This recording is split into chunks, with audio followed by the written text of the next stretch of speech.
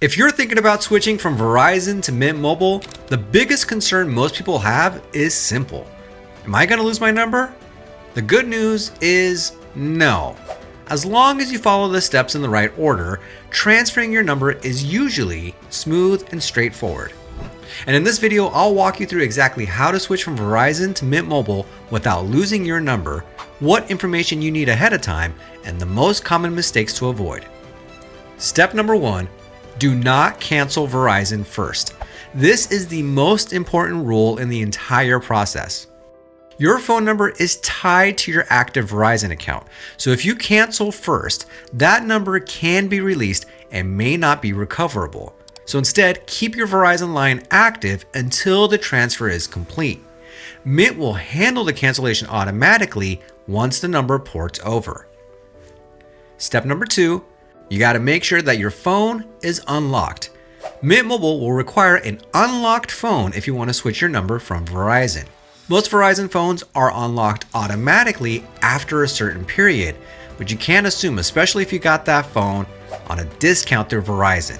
So before switching, check your Verizon account or contact Verizon support to confirm that your phone is unlocked. If your phone is still locked, then you'll need to unlock it before continuing, which may give you some additional cost.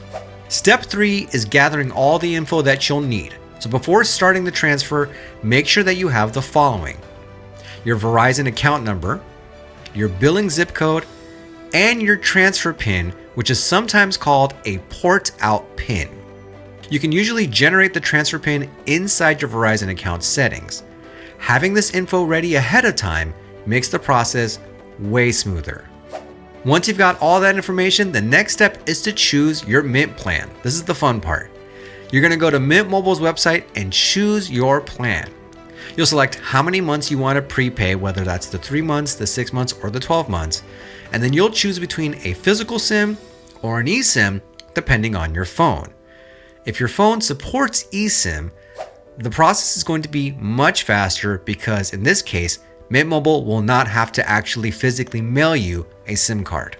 Remember, there are no physical locations for Mint Mobile for you to go to get a SIM card. You will have to wait until they mail it to you. Step number 5 is to start the number transfer during activation. During Mint's checkout process, you'll be asked, do you want to keep your existing number? You select yes, and then enter your Verizon account number, your billing zip code, and your transfer PIN. Once submitted, Mint will begin the number transfer. Most transfers complete within minutes to maybe just a few hours, although some can take up to 24 hours. Patience is key here. Step number 6, test everything before doing anything else. Once Mint confirms that your number has been transferred, make a test call. Send a text message, check your mobile data, make sure that you have some good internet coverage there, and confirm that your phone number is correct. Only after everything works should you consider the switch complete, and in that case, you'll be able to go to Verizon and cancel your service there. In most cases, Verizon will automatically close the line once the number ports out, but you want to play it safe and make sure to double check your Verizon account afterwards.